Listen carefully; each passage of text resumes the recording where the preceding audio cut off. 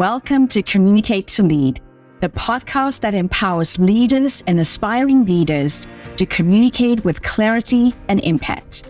I'm Kele Belton, CEO and successful entrepreneur, and your host for today. I'm here to equip you with all the essential tools and strategies to master effective communication and lead your team to success. As the founder and CEO of The Tailored Approach, my goal is to empower you to be the best leader you can be. So sit back, relax, and join me in today's episode as we dive into the art of communicating like a true leader.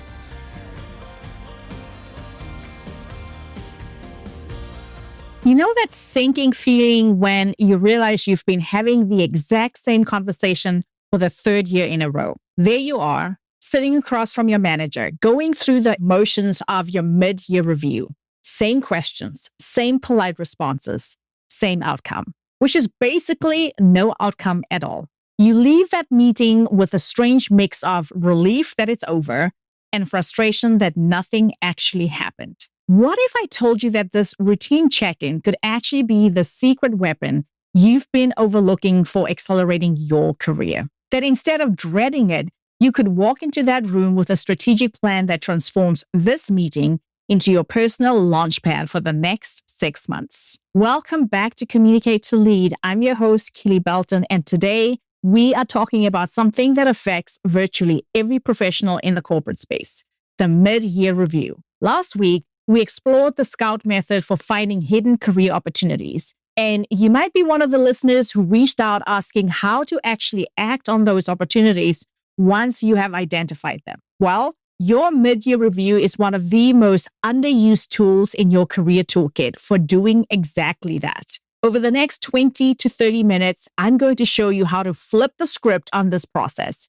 We'll cover how to prepare strategically, navigate the conversation like the leader you are, and most importantly, how to walk away with a clear roadmap for your next career move. By the end of this episode, you'll never look at your mid-year review the same way again. Let me start with a story that might hit close to home. One of my coaching clients came to me frustrated after her mid-year review.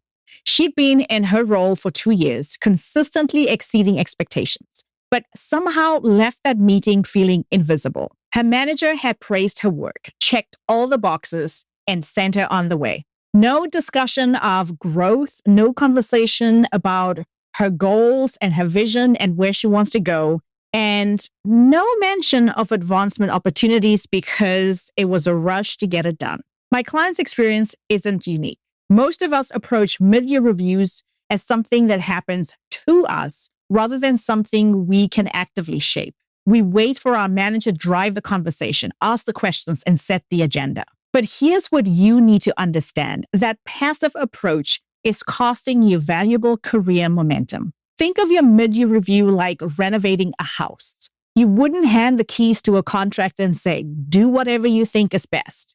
You would have a vision, a plan, and specific outcomes you want to achieve. Your career deserves the same intentional approach. This shift in perspective changes everything. Instead of seeing your review as an evaluation of past performance, you start viewing it as a strategic planning session for your future.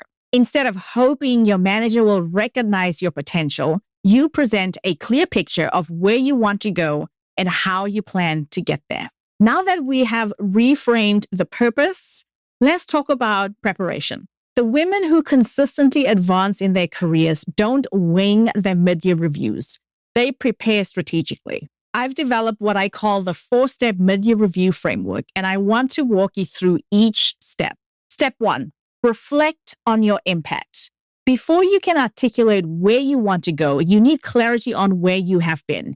Spend time reviewing your accomplishments from the first half of the year, but don't stop at listing tasks you completed. Focus on impact you made, the problems you solved, and the value you added. Ask yourself, what challenges did I overcome? How did my contributions move the team or organization forward? What skills did I develop or strengthen? What potential programs, coaching, mentorship did you do or did you participate in? This reflection step is crucial because it builds your confidence and gives you concrete examples to reference during your review. Too often, we downplay our achievements or assume our manager remembers every contribution we've made. They don't. They have so many things on their plate. It's not that they're not trying to remember. They simply can't remember everything about everyone on the team. And honestly, it's not their job to keep track. It's yours. So that is step one. Reflect on your impact. Here is step two, identify your opportunities. This is where last week's Scout method comes into play beautifully. You've already done the work to spot career opportunities. Now you identify which ones align with your mid-year review conversation. What skills do you want to develop? What projects do you want to lead? What responsibilities do you want to expand into? Be specific here. Instead of saying, I want more leadership opportunities, identify exactly what type of leadership experience you are seeking and why it matters for your career growth or trajectory. Step three, request strategic support. Here's where many of us as women stumble. We identify what we want, but fail to articulate what support we need to get there. Your manager is not a mind reader. They are not solely responsible for your development. Come prepared with specific requests. Do you need additional training, a mentor, cross-functional project experience, budget for professional development? Be clear about what support would accelerate your progress and then ask for it. Step four, create your action plan. This is your execution strategy. How will you measure success over the next 6 months? What are your specific goals and how will you track progress? What obstacles do you anticipate and how will you address them? This action plan shows your manager that you are serious about your development and capable of driving your own growth. Here's a simple template for your action plan. Start with 1 to 3 specific goals for the next 6 months. For each goal, identify the key milestones you'll hit at 30, 60, and 90 days. Note what resources or support you'll need and when you will need them. And then finally, anticipate potential challenges and your strategy for addressing them. For example, if your goal is to develop presentation skills, your 30-day milestone might be enrolling in a public speaking course. Your 60-day milestone could be presenting to your team, and your 90-day milestone might be leading a client presentation. So every 30 days, you are not only identifying what you're going to do, you ensure that you are doing it. Keep it simple, but make it specific enough that both you and your manager can track your progress. Before we dive into the conversation itself, let's address something that you might be experiencing, the shift away from formal mid-year reviews towards informal, ongoing check-ins throughout the year. If your manager prefers this approach, consider yourself lucky. You can absolutely use this trend to your advantage. Informal check-ins often feel more comfortable and less intimidating, but they can also become superficial if you are not intentional.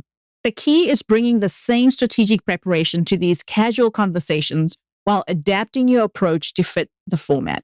Instead of waiting for a formal review to implement your 4-step mid-year review framework, break it into smaller pieces across multiple conversations. You might share your accomplishments and impact during one check-in, discuss development opportunities during the next, and address support needs in a follow-up conversation. This actually works in your favor because it keeps your growth consistently visible, top of mind, rather than making it a once-per-year discussion. Here's the strategic advantage. Informal check-ins happen more frequently, which means more opportunities to advocate for yourself and track progress towards your goals. Use each conversation to plant seeds about your aspirations and build momentum over time. Your manager will start seeing you as someone who's actively engaged in your development, rather than someone who only thinks about career growth during formal review periods. The 4-step mid-year review framework still applies. You're simply distributing it across multiple touchpoints instead of cramming it into one annual conversation. Now that you have your 4-step mid-year review framework ready, let's focus on how to actually lead the conversation when you're sitting across from your manager. Because preparation is powerful, but execution is everything. So here's how to approach that conversation with confidence and intention. The best way to approach this conversation is to remember that you don't need anyone's permission except your own to lead this conversation. I'm going to say it again. The best way to approach this conversation is to remember that you don't need anyone else's permission except your own to lead this conversation. Too many women wait for their manager to ask the right questions or bring up advancement opportunities. Instead, take ownership of the dialogue from the beginning. After your manager covers their standard agenda items, transition the conversation by saying something like, I'd love to share my perspective on my development goals and discuss how we can work together to achieve them. Here's something I learned early in my career that transformed how I approach these conversations. Your manager wants you to succeed. Their success is tied to your success. And when you make their job easier by being proactive about your development, you become an asset they want to invest in further. During the conversation, use the 4-step mid-year review framework as your roadmap. Share your reflection on your accomplishments with specific examples and quantifiable results. And those examples are the types of things that you want to be collecting throughout the year. Maybe once a week on Fridays, you take a look at your week and you ask yourself, what are the things that I accomplished? What did I get done? What worked? What didn't work? So that by the time you have this mid-year conversation, whether it's an informal one or a formal one, you already have specific examples and quantifiable results. So present the opportunities you've identified with a clear rationale for why they align with both your goals and the organization's needs. Articulate the support you need in concrete terms. Don't be vague. And present your action plan as a collaborative effort. One technique I teach my clients is the bridge and build approach. When your manager shares feedback or suggestions, bridge to their point by acknowledging it, then build on it by connecting it to the strategic goals that you have for yourself.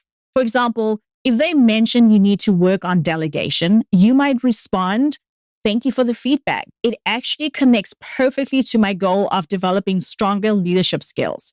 I'd love to discuss what delegation opportunities might be available in the upcoming project launches. This approach demonstrates that you are receptive to feedback while maintaining focus on your career objectives. Now, keep in mind that the conversation with your manager is important, but what happens after your mid-year review determines whether you actually gain career momentum or return to business as usual. Think of this phase like planting a garden. The mid-year review is when you plant the seeds, but the real growth happens through consistent nurturing over the following months. You need a systematic approach to cultivate the opportunities you discuss with your manager.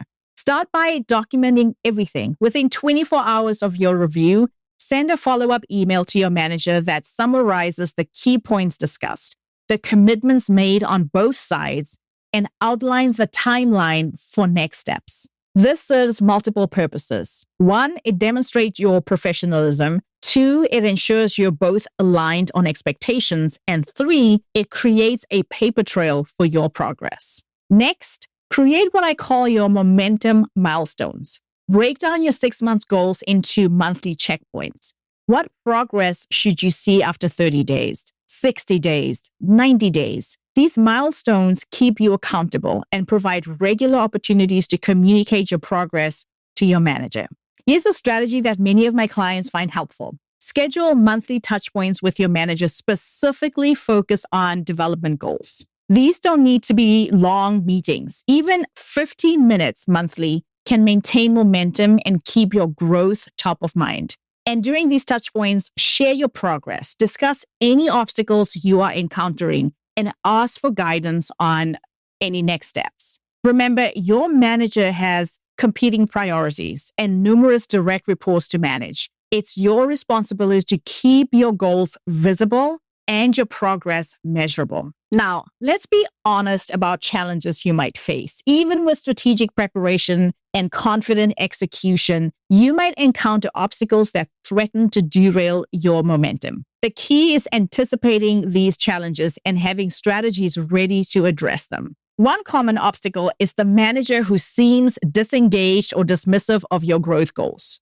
This is frustrating, but it's not insurmountable. If your direct manager isn't supportive, consider identifying other leaders within your organization who could serve as advocates or mentors. Sometimes the path to advancement runs parallel to your reporting structure rather than directly through it. So don't get discouraged or give up when you realize that your direct supervisor, your manager, is not particularly interested in helping you grow. Find someone else to help you grow and advance in the ways that you need to or want to. Another challenge is when organizational changes disrupt your plans. We know that happens.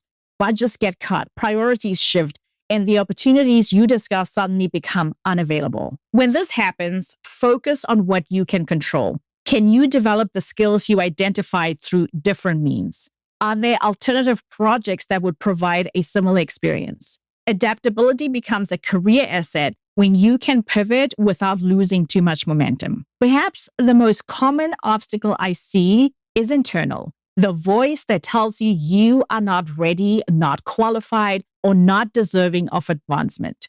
This is where your preparation becomes your foundation. When doubt or your inner critic creeps in, return to your reflection work. Review your accomplishments, your impact, and your growth. The data doesn't lie, even when your inner critic gets loud. So keep that in mind. Don't let it get the better of you. When that voice comes up, go back to what you did, look at the incredible work you have done, and remind yourself that you deserve to get promoted.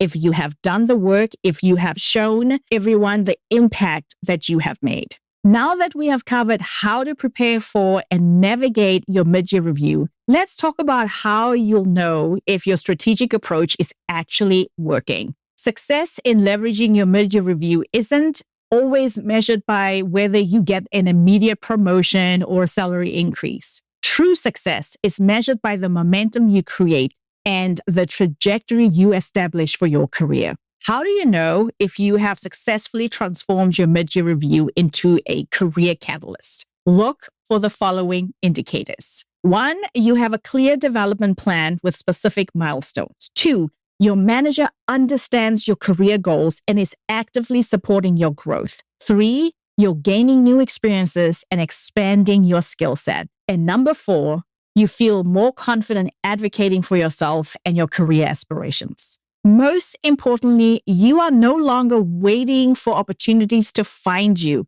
You are actively creating and pursuing them. As you look ahead to your mid-year review, it might be happening in the next week, the next month. Start thinking about how you'll build on the foundation you have established now. What achievements will you highlight? What new goals will you set? How will you demonstrate the progress you've made since your mid-year conversation? This continuous cycle of strategic preparation, confident execution, and consistent follow-through is what distinguishes women who consistently advance from those who remain stagnant despite their talent and hard work. Your mid-year review is happening whether you prepare strategically or not. It's a done deal. The only question is whether you'll use it as a routine check-in or whether you'll transform it into a powerful tool for career acceleration. I want to challenge you to approach your next mid-year review or any performance conversation with the 4-step mid-year review framework we discussed today.